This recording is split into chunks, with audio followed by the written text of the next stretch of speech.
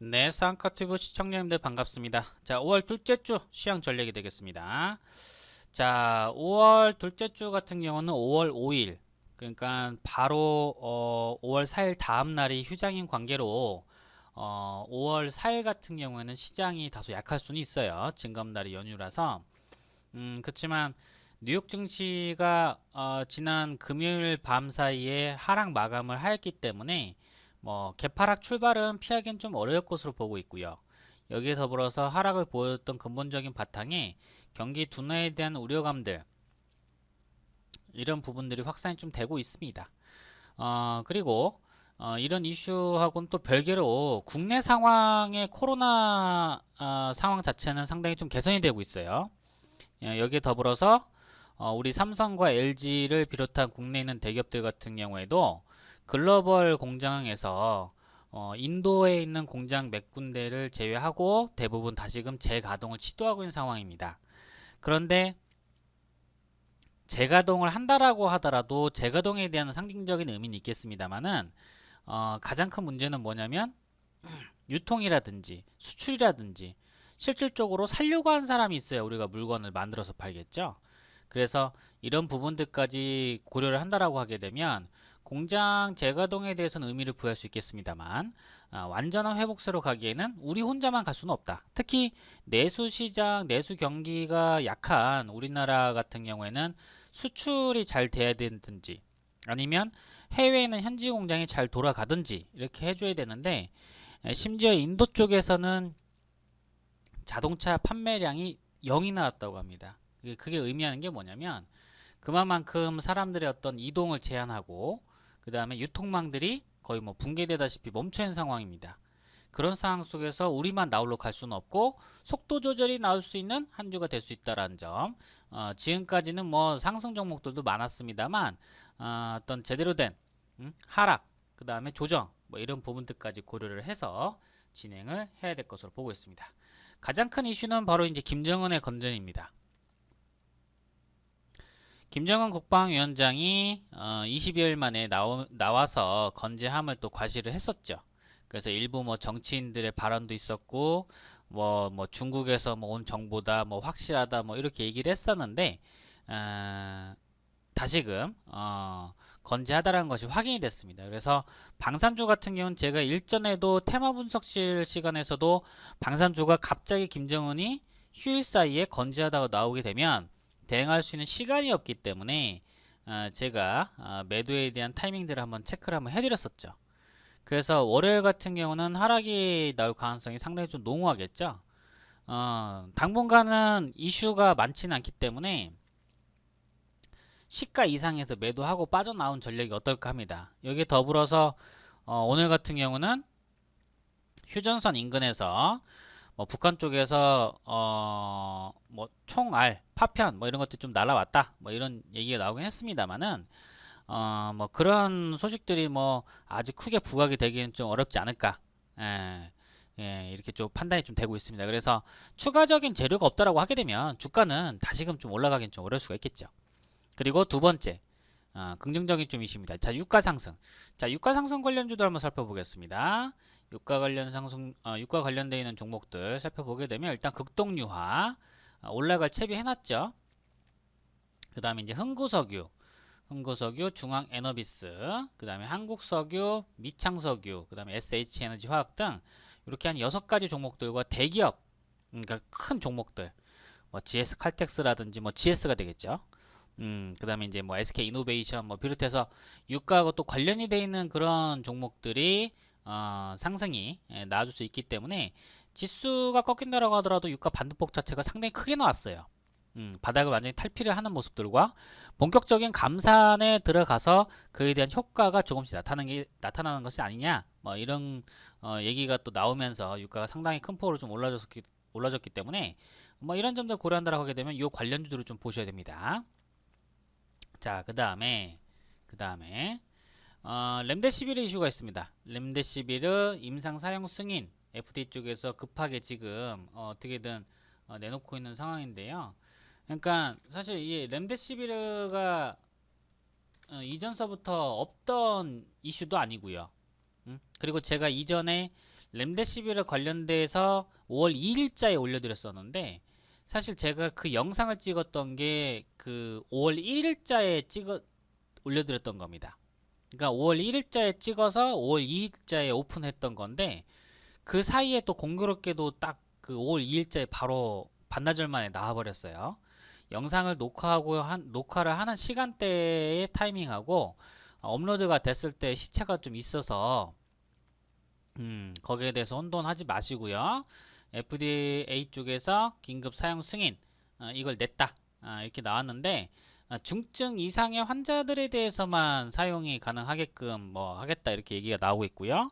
그 다음에 그 한번 이 렘데시비르 이걸 받게 되게 되면은 뭐 적은 금액이 아니라고 합니다. 뭐 수백만 원 돈 들어간다고 얘기를 하긴 하는데 사실 우리나라 정서상에서는 맞질 않을 것 같고요.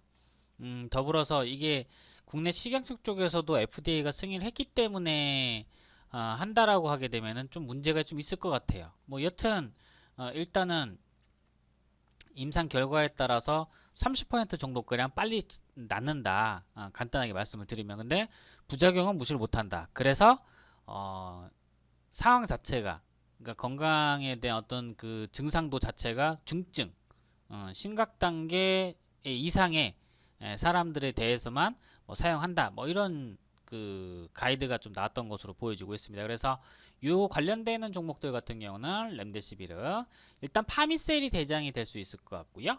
신풍제약, 그 다음에 진원생명과학은 유증 관련돼 있는 부분이 엮여 있기 때문에 반등 줬을 때 매도에 대한 타이밍으로 좀 보셔야 될 것 같아요. 이거 다시금 반등 줘봤자 어차피 음봉 날 가능성이 좀 커요. 파미셀이 좀 세게 올라가겠죠. 파미셀이 관련돼서 신풍, 한올바이오파마, 그 다음에 엑세스바이오까지 살짝은 더 움직일 수 있겠고요. 에이프로젠제약 같은 경우도 움직일 수 있겠는데 음봉 조심하셔야 돼요. 왜 그러냐면 이건 합병 관련된 이슈와 수급 부분이 있기 때문에 또 렘데시비르 관련된 이슈로서 엮어서 올라가기에는 다소 좀 무리가 있고 너무 무겁다. 그런 측면을 고려를 좀 해주셔야 될 것 같습니다. 여기에 한 가지 조금 더 더하자고 하게 되면 사실 음봉이 나올 것으로는 예상이 되긴 하는데 이제 지진 관련주, 지진 관련주. 그러니까 이 지진 관련돼 있는 이 종목들 같은 경우에는 뭐 몇 가지 종목이 있긴 합니다. 근데 이미 한 차례 한번 부각이 됐었던 이슈가 좀 있었고 대부분 한국형 뉴딜 정책 이슈에 따라서 이제 토목 그 다음에 건축 관련돼서 좀 부각이 됐었던 게 있었는데요.